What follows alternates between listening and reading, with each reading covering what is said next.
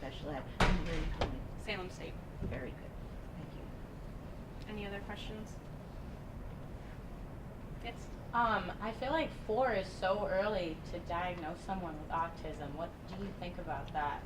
Like, I do think it's a little early, but I think that like they just learn to walk and talk. You don't even give them a minute yet. I know, yeah, a lot of kids who are diagnosed that early, it's because they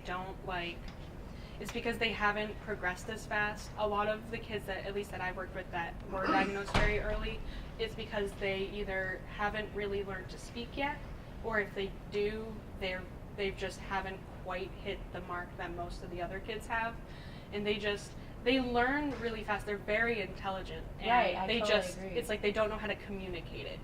Being Is diagnosed that what makes you autistic, the communication aspect? I think that's definitely what leads to an early diagnosis, but it's not just that. It's like, to be on the spectrum is like, you have to, like, I don't know, there's a lot of factors that go into it, but the communication is key to what, like, makes you, like, be diagnosed really early.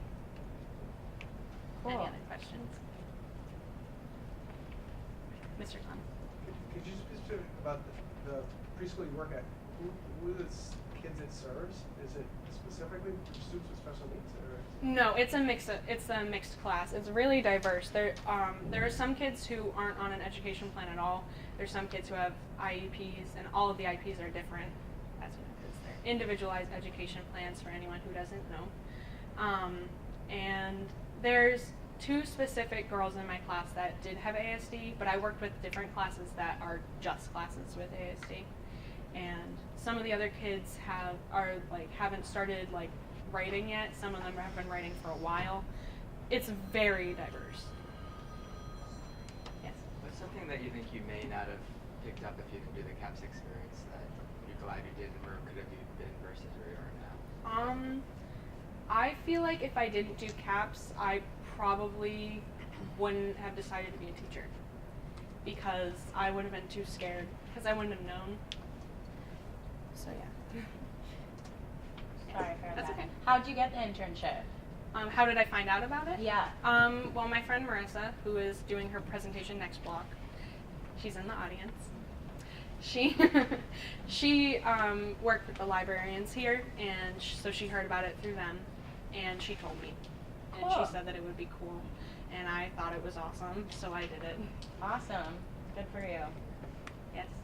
What is something that I'm really passionate about? So I'm sorry, I just can't hear you. Huh? I just can't hear you. This is clearly something that you're really passionate about. And I'm just curious if there were any days anything happened that was really challenging for you and what you learned from that, considering that you still want to go to school. Some days were definitely very difficult. Dealing with small children, if any of you have siblings, or I'm sure some of the teachers have kids, it's very difficult.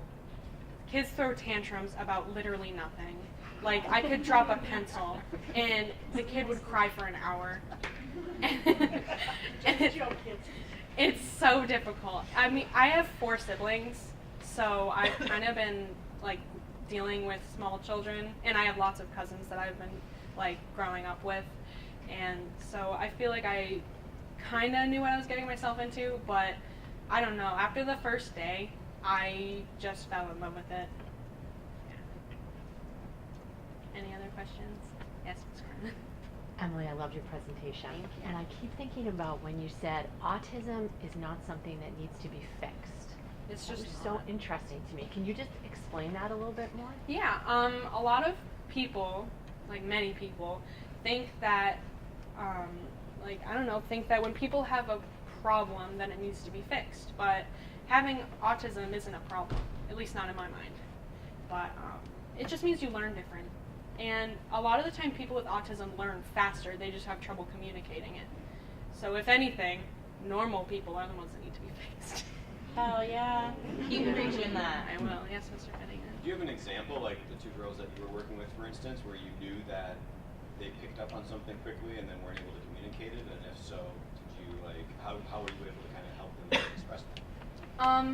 Well, I think this answers your question, but so one time, actually every day, this one girl, we'll call her Sarah, she asked me what color my eyes were. every day. I'm not even joking. Every day. And I was like, they're blue. And she's like, no, they're not. And I was like, yeah, they are. And all the other kids were like, yeah, they're blue. My eyes are blue too. And then I realized she was talking about my eyeshadow. Aww. And none of the other kids picked up on it. Not even me. I didn't even pick up on it. But yeah. So cute. She didn't know how to like explain like, no, it's pink or no, it's yellow. Like she was just like, it's not blue. And one day I realized because one of the other teachers was like, commented on my eyeshadow and I was like, oh, it like just clicked in my head. And I was like, and then the next time she asked, I was like, oh, they're pink, right? And she was like, yeah, duh.